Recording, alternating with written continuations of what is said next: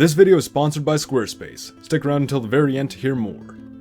The Mexican-American War of 1846 stands as a tremendous milestone for the North American continent, an event which definitively marked the United States as the continent's dominant power and which made undeniable Mexico's status as only a secondary force on the continental scene. For years, Mexico had been plagued by instability, division, poor organization, and developmental stagnation. However, its tremendous size and large population had afforded it a degree of authority, most especially in Central America and the Caribbean. But from 1800 onward, the United States grew to surpass Mexico in population, geographic size, development, and stability. The United States was quite literally growing while Mexico was shrinking, and eventually the two came to clash over territory. Now, the war in question owes its beginnings to the breakaway of the Mexican state of Texas, but to understand the bigger picture of events, we'll need to go further back in time.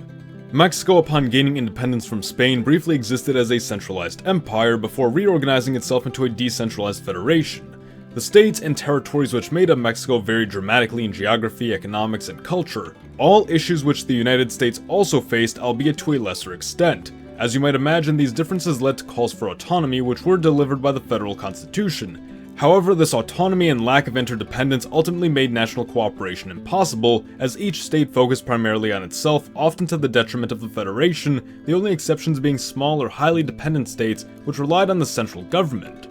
The presidential office was also insecure and lacked the necessary authority to pull the states together, both in times of crisis and for day-to-day policy.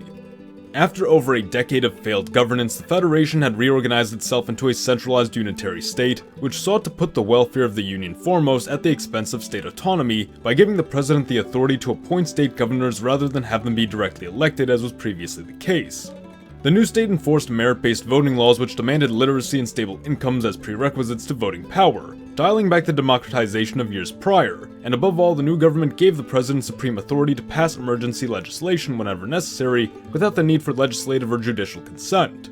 Rejecting the new centralist order, several states and territories broke out in rebellion, the largest of these to pursue independence having been the Republic of the Rio Grande, the Republic of the Yucatan, and of course the Republic of Texas. California would stage a successful rebellion as well, however made clear its willingness to rejoin Mexico if the old federal order was re-established and a governor of their choosing was appointed, these demands eventually being met.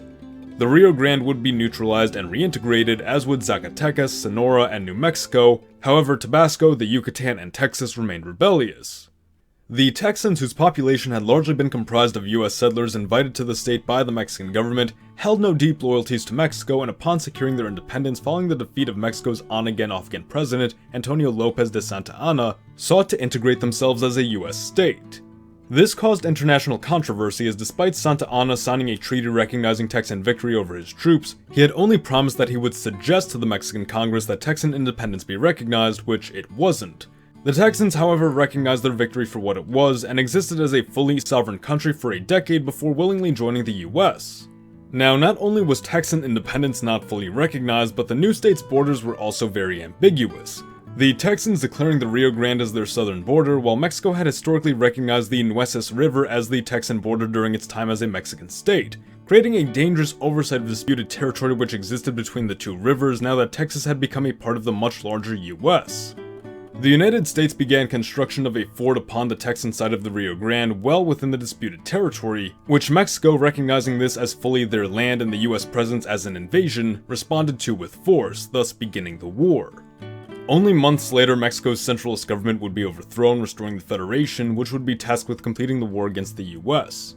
Shifting away from the training of a centralized army to instead emphasize state-by-state militia, not even half of the Mexican states contributed to the war effort. Although some close calls did occur which could have altered the course of the war, Mexico's defeat was seemingly inevitable. Hardly seeing any victories in a war that was largely fought upon their own territory, realistically it seems the best Mexico could have hoped for was a delaying of defeat or a stalemate which allowed them to preserve their northwestern lands. Lacking the manpower, resources, organization, and overall the unity to create an effective fighting force, a Mexican victory was virtually impossible. But what if that changed? What if, despite the great unlikelihood for this to have occurred, Mexico somehow defeated the United States in the Mexican-American War? There are a few ways to go about this, though they are long shots. Some have proposed that in the months building up to the war, Mexico could have forged an alliance with another power to give them the extra support they needed. In particular, an alliance with Britain has been suggested, as the two happen to have been on friendly terms and were both embroiled in a territorial dispute with the United States, Mexico then fearing the annexation of Texas, while Britain faced the prospect of potential war over the Oregon Territory. Had the two created a secret pact of mutual defense against an American aggression on either of their claimed lands, the result would force the US to fight a two-front war, one that they would be unlikely to win. Of course, this would assume that the pact remains in effect after the resolving of the Oregon dispute, which American President James K. Polk had specifically compromised for to avoid risking a two-front war in our timeline. If Britain and Mexico had teamed up, the US would need to not only contend with British Canada in the northeast and west, but Britain's navy in the Caribbean as well, making a coastal invasion of Mexico now far less viable, and making the Rio Grande front the primary American invasion route, one whose resources would need to be diverted to protect the major urban centers of the east and the newly acquired sparsely populated northwest. Assuming the US is decisively defeated, Mexico is likely to reclaim the majority of Texas unless it were to make an exception for all culturally American lands for the sake of preventing future rebellion, though this exception is unlikely and a forced suppression of the American population could be expected. Britain would see to the annexation of the remaining Oregon Territory south of the 49th parallel, bringing its borders to meet that of Mexico's along the west coast, cutting the US off from the Pacific Ocean.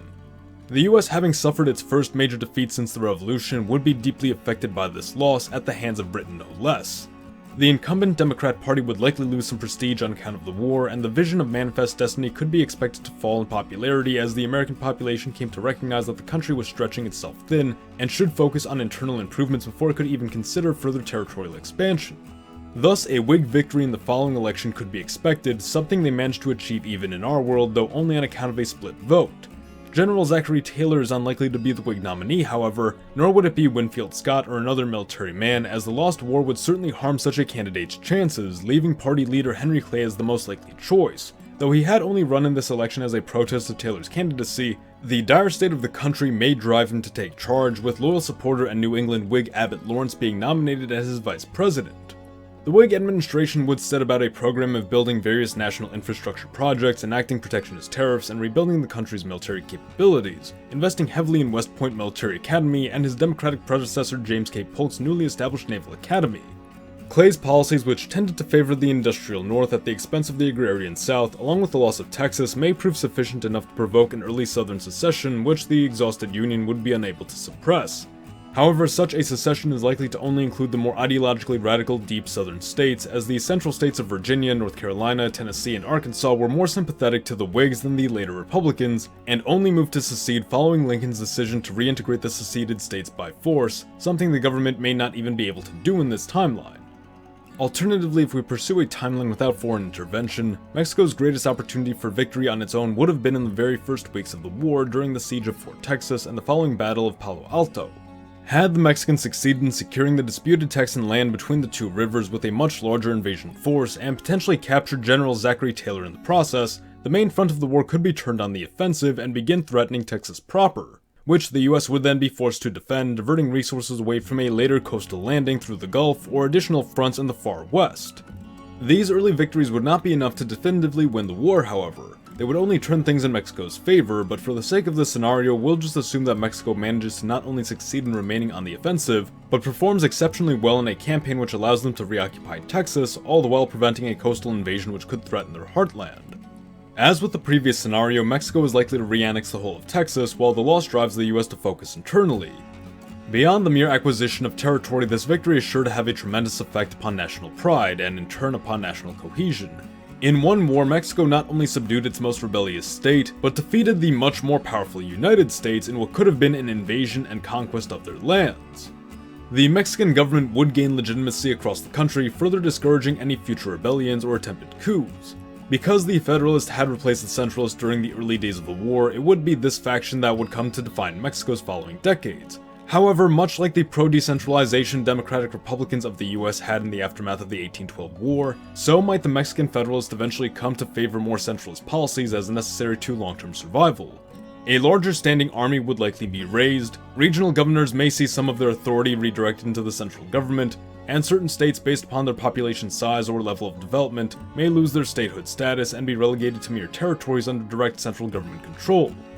The eventual discovery of gold in California occurring not long after the war's end would spark a wave of migration to the region from Mexico, British Canada, and the United States, though to a much lesser extent than in our timeline. Regardless of which scenario we followed, it would be here that a new rivalry would begin to emerge between Britain and Mexico. In our world, Mexico had been indebted to Britain for some time by that point, as Britain had issued Mexico a pair of loans and supported their claims in the Pastry War against France. This debt was never repaid, and just prior to the Mexican-American War, it was asserted by some that Mexico could not repay Britain, and the only way to resolve this debt would be to sell California to Britain.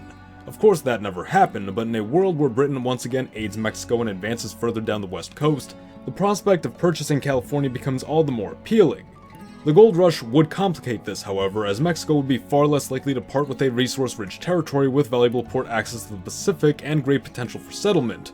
On the other hand, California had been a historically rebellious territory, possessed a rising number of Anglo-American settlers, much like Texas had, and was largely disconnected from Mexico's major population centers, making it that much more difficult to defend if it were to be invaded.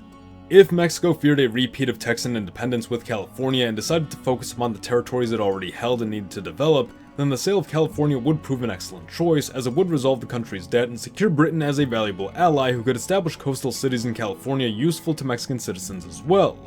However, if Mexico remained determined to hold on to California and the resources it possessed, a war between the two is very possible, a war in which Mexico would be defeated, costing the government the legitimacy it had worked so hard to obtain, setting the country back on course for destabilization. The US of Z thanks for watching, and a big thank you to Squarespace for sponsoring today's video. Squarespace is a platform which provides you all the tools necessary to build your own website. Loaded with social media integration, streamlined e-commerce capabilities, and powerful community and blogging tools, Squarespace allows you to connect with your audience and generate revenue through gated members-only content. Manage your members, send email communications, and leverage audience insights all in one easy-to-use platform.